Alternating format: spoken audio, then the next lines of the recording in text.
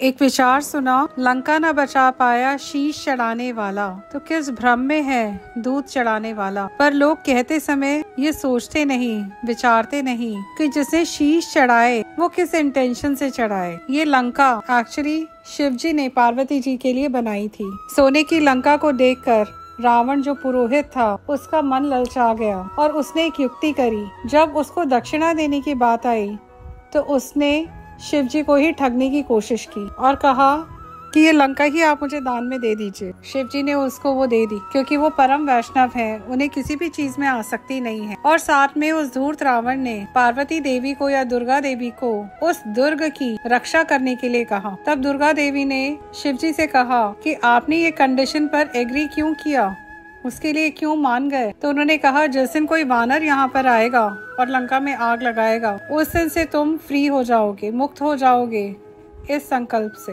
उसके बाद तुम्हारे को इसकी रक्षा करने की जरूरत नहीं होगी। रावण लंका को इसलिए नहीं बचा पाया क्योंकि वो कुकर्मी था। उसने साधुओं का हनन किया था। साधुओं की जंघा से खून लेकर वो टैक्स के रूप में उसे पीता था। और एक बार मंदोदरी जी ने इस अन्याय को रोकने के लिए उन साधुओं की जंघाओं से खून जो निकला था उसके बजाय जानवरों का खून उसे पिला दिया और उसको उन्होंने जनकपुर में वहां पर जमीन के अंदर उस कलश को गड़वा दिया। साधुओं ने ये कहा था कि हमारे रक्त को पीकर तेरा कभी कल्याण नहीं होगा, जो तूने ये निकलवाया है इससे तेरा विनाश होगा। एक बार जनकपुर में बहुत सूखा पड़ रहा था तो वहाँ पर जनक महाराज हल चला रहे थे। चलाते चलाते एक सोने का कलश उनको मिला।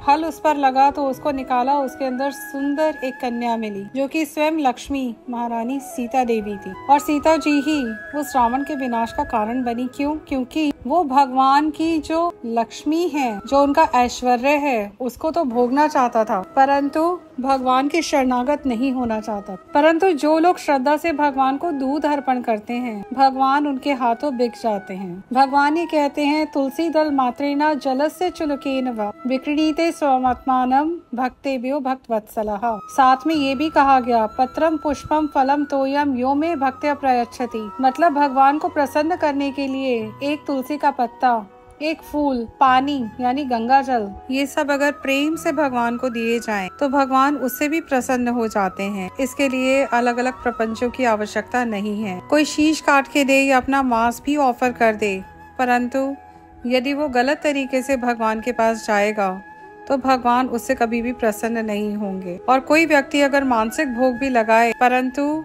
उसकी इंटेंशन बहुत प्योर हो, शुद्ध हो, तो भगवान उससे भी प्रसन्न हो जाएंगे।